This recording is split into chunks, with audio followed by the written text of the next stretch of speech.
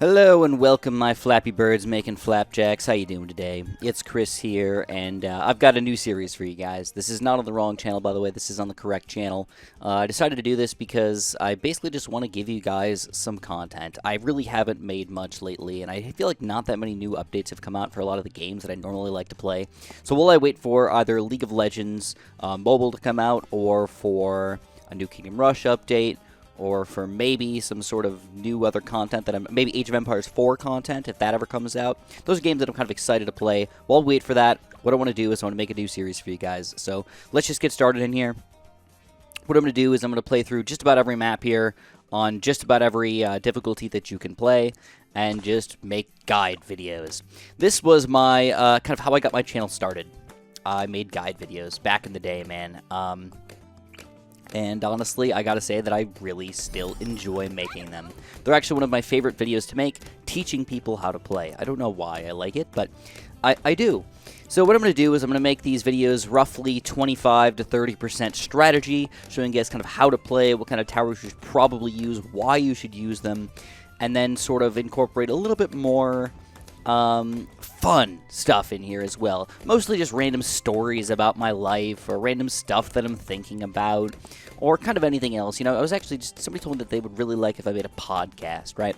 Now, I'm not going to say that these videos are necessarily going to be podcasts, but if you just like to hear me talk about weird, random, crazy, stupid stuff, like, this is the freaking video for you, man. Definitely going to recommend these guys. So, yeah, just again to repeat really quick, this is going to be a series where I'm going to hopefully make basically 7 videos on every single map, I think. Maybe on the harder maps, I might go back and play like primary only or military only or something like that. Maybe even Apocalypse or something like that on some of these maps. But for now, I'm thinking just all of the hard difficulty type of stuff, starting with hard, going to, you know, half cash and Magic Monkeys only, and all that other junk, alternate balloon rounds, chimps, impoppable, all that good stuff here. We're going to hopefully make videos for that on every single map. Now, I can't decide if I want to just go through and make them for this map 7 times in a row, if I just kind of want to jump around a little bit and do hard on a lot of the maps, and then kind of go back and do alternate balloon rounds on all the maps, something like that. I don't know. If you guys have any opinions on that, feel free to let me know in the comments below. I'll think about doing it for the future for sure. Starting off here, this is also going to be great for anybody who just randomly wants to learn how to play Bloons a little bit better. I feel like there's a lot of people out there that generally do enjoy Bloons, but maybe they're not the best player in the world, maybe they don't understand the best towers to use, and hopefully this will help you out in the process as well. So, alright, we got a lot of money. What are we going to do with it? Well, first of all, strategy-wise, man, what we're going to do is we're going to be popping down a heli pilot with quad darts and pursuit next to Gwendolyn and a dart monkey. This is one of the best base strategies you can come up with if you've got monkey knowledge activated over here. What this is going to allow us to do is going to allow us to power up our heli pilot over here with an alchemist. I'm going to actually put the alchemist out of range of my other 2 towers here, because those guys aren't that great when they're alchemized, but this guy definitely is.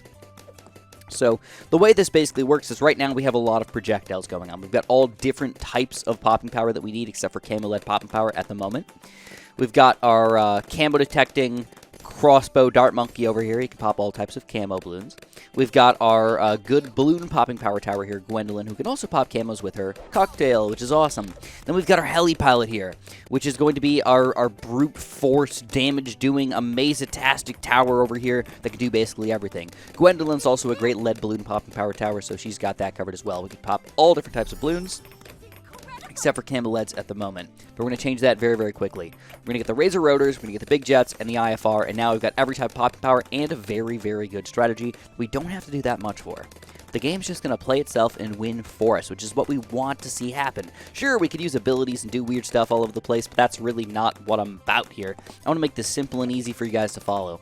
Next thing you want to do is you want to pop down a quick little Berserker Brew, get some stronger stem up in here, and you're basically set until you get Apache Dark Ship.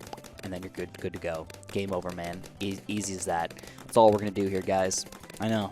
Pretty crazy, right? Yeah, it's that easy, man. So, I guess for today's video, my topic is going to be actually about aquariums. Now, if you guys don't know, my biggest hobby at the moment is aquariums. I've basically always had an aquarium in my life. I had, you know, it started when I was about 10 years old. My friend in, I think it was 3rd grade, I was pretty good friends with this kid named Pat, and his mom actually called my mom and asked if I was allowed to get a fish. and he bought me a fish. Now, looking back at this was probably a bad idea, but what happened was he ended up buying me a pregnant guppy, a single pregnant guppy. All right, no joke, a single pregnant guppy. If you guys don't know, guppies are actually community fish, by the way, which should be in groups, but sadly this one was just a single.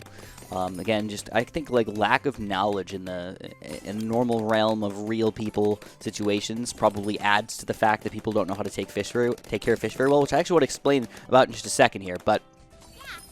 Check out the Mo Let's Bloom. This is round 40 already. What do? We owned it. Like, it wasn't even a chance here, man. One stronger stim, heli pilot, with a crossbow, and a Gwendolyn. Boom, we're freaking set. Again, we're just going to save up our money. $21,000 is a lot of money, but it should be pretty easy for us on this map in particular. Now, I'm going to be using a lot of different strategies when I do these as well. It's not going to be the same thing over and over and over again, but I'm going to use a variety of different strategies, a variety of different towers to show you guys what I think is some of the best upgrades to use. Now, you can maybe use them to your advantage, basically. But anyways, he bought me one pregnant guppy. The pregnant guppy had the babies. I had the babies. I raised them up from little baby guppies in my little tiny baby tank. I think it was like 5 gallons or something like that. But then what you don't realize is that nature is not necessarily good. And these babies started having babies with each other. And then I eventually had like 70 or 80 guppies in my tank. I didn't know what to do with them. I mean, keep in mind, I'm like a 10, 11, 12-year-old kid at this point. By the time I've got this many guppies, I don't know what to do, all right? I've got all these guppies, and they're kind of freaking me out, man. Like, I've always just taken care of them, and I've done some water changes here and there, and, like, that's all I've got. Now, keep in mind, I don't have the internet to, like, look things up or anything like that. All I got is what my parents tell me, or if I'm able to come up upon more information from experience. Like, that's just about it. Well, what happened was I kept thinking that there was a disease going through the tank. Because a lot of my guppies started to die. Very sad, I know. A lot of them started to die. What I realized later on in life is that what really happened is I probably had an ammonia spike from having too many fish in my tank and me not doing enough water changes that basically caused the fish to eventually die. All right, I think that's what happened. It's my best judgment here is I didn't do enough water changes, fed them too much, and they eventually just died from too much ammonia in the tank. So, you live and you learn, though. I had the guppies for like 2 to 3 years, and after that, though, I got sad, and I wanted to get some more fish, so I ended up buying some more fish and stuff like that, more like normal fish, like just cheap sort of zebra danios or something like that, but I've always kept a tank since I was roughly 10 years old. Even after all my fish died, like, the first thing I wanted to do is I wanted to, like, go back and get more fish. I felt bad that they all died, but, like, I was like, oh, disease went through, you know? Like, that's all I could know, and I feel a little bit bad about that. I wish that my parents did a better job of explaining what I should have been doing, or something like that. I don't know. I think they just didn't like my fish, and they were like kind of glad they were dying. I don't know.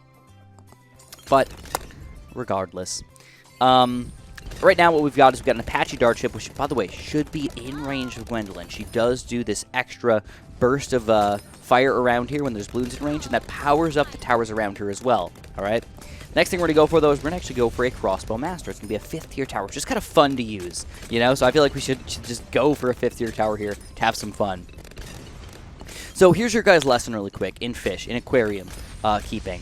First and foremost, if you're going to buy fish, don't set up your aquarium the day you're going to buy your frickin' fish. It's going to take like a month at least. All right, I know that sounds crazy. Think that you should set up a tank with nothing in it for a month? What? I know it seems weird and nobody's going to want to do this, but it's the correct way to set up a fish tank. The problem is that there's 3 types of nitrogen that are basically, 2 of them are poisonous to fish. And whenever you put food into your aquarium, you're putting those toxic chemicals into your aquarium every time you feed your fish. The great thing is that over time, what's going to happen is there's going to be bacteria that grow that can sort of take down those toxic chemicals and change them into something else. So, there's, I think it's ammonia into nitrate, nitrate into nitrite.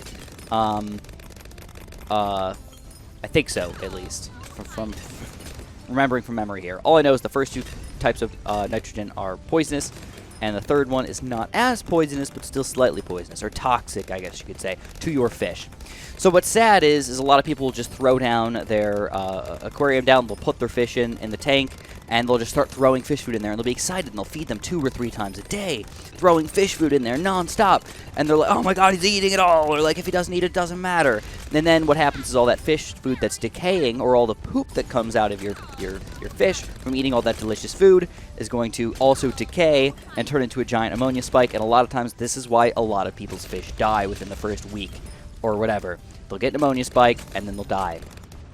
So my best recommendation to you guys is, for sure, if you're going to buy a tank, set up the water, set up the entire tank with the filter, with the aquarium, set up with the heater, with all that stuff that you're going to need. Let it sit there for about a month, but put some food in there like every day or every other day or so, something like that, just to kind of get the nitrogen started, get the nitrogen cycle started. And this is what this is called, is cycling. You want to cycle your tank so you can get the water set up, so when you do put regular fish food in and your fish is going to eat it and or poop out that nitrogen, the bacteria will convert it into the less toxic version and the less toxic version.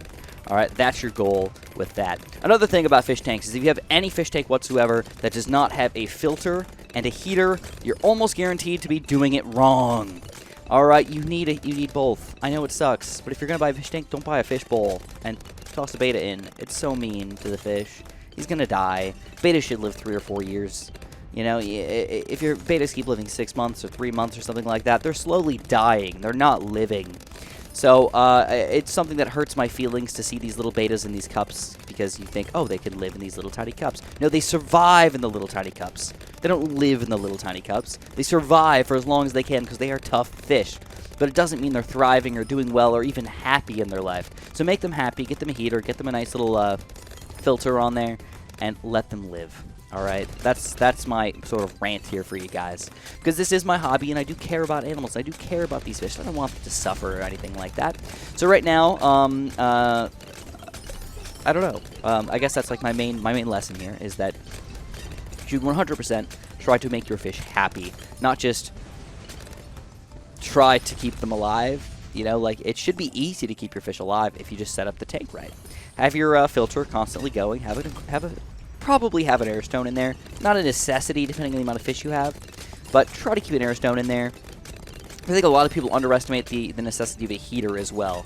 For example, most fish like 75, 78, maybe even 80 degrees.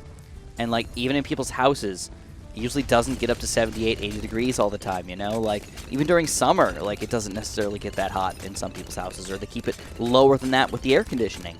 So, what's kind of weird is you should probably, almost a necessity, get a heater in your aquarium, especially for winter, guys.